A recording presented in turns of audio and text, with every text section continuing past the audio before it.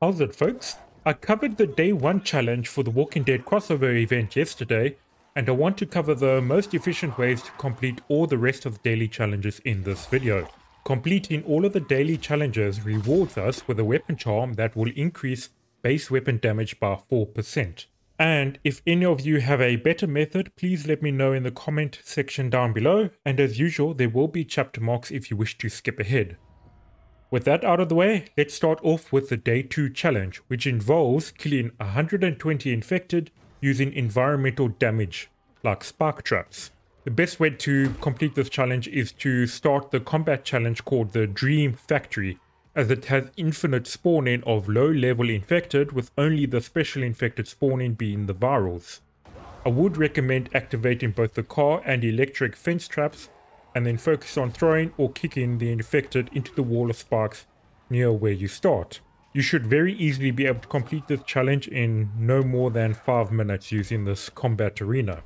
Alternatively, if you only have access to the first half of the map, because you are in the early game, then I would recommend coming to a bus at the border between the older windmill and the Jack and Joe bandit camp.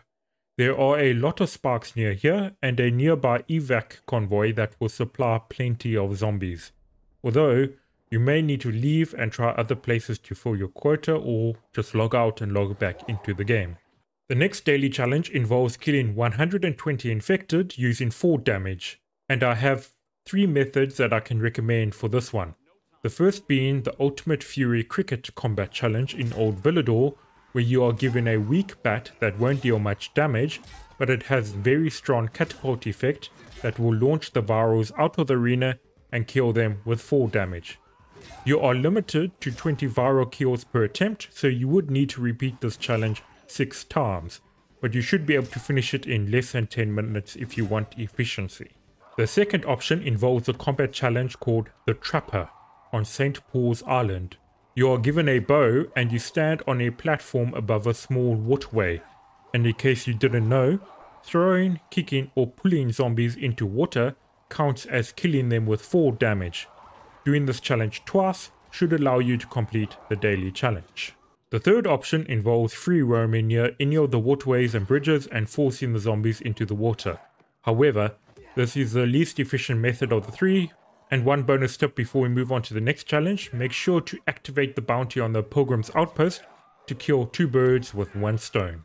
The next daily challenge involves killing 150 enemies using ranged weapons. If you don't want to waste your own ammo and resources, I would recommend completing either the Trapper Combat Challenge mentioned previously, which gives you a bow and arrow, although you will need to complete it twice as you are limited to 75 kills per challenge attempt. Alternatively, you could complete the Santa Muerta Combat Challenge in Downtown, which gives you a PK crossbow and tasks you to kill 30 virals. Although, some other special infected do show up, like spitters and hags, so you would need to complete this challenge 4 or 5 times in order to complete the daily challenge. The next daily challenge asks you to dismember 150 infected using slashing weapons.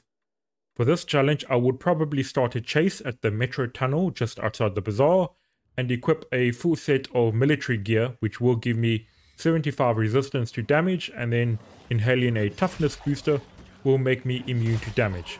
I would recommend a 2-handed slashing weapon, as I found them to cause dismemberments at a higher rate than their 1-handed counterparts.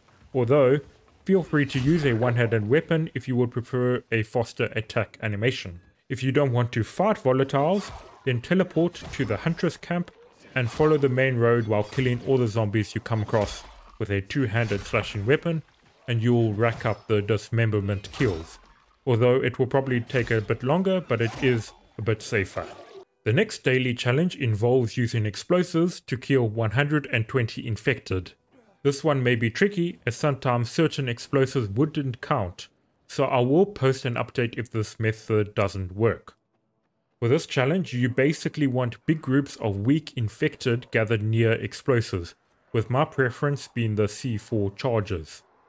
Gather the zombies in one close group using either yourself as bait or decoys. Then place your explosives and get to a safe distance before detonating. I would recommend doing this challenge at evac and military convoys that are placed relatively close together to save time. Alternatively, you could go to Forsaken stores and just toss explosives inside. The last daily challenge involves killing 80 specially infected by any means necessary. This is probably another challenge that would be completed best as though you were farming for trophies, although any weapon should still suit you just fine for this one. If you don't want to fight volatiles, then you could probably complete one of the combat challenges like Santa Muerta or Ultimate Cricket Fury a couple of times that I mentioned previously, as they only spawn specially infected. Doing all these challenges will reward you with the comic book covers as well as the Walking Dead memento that should automatically be placed in your stash. And when the community reaches 160 million kills, we will all get a sheriff's hat. That should cover everything with these daily challenges. Clapping that like and or subscribe button will let me know you wish to see more such content. Otherwise, I hope you all have a fantastic day, take care, and cheers for now.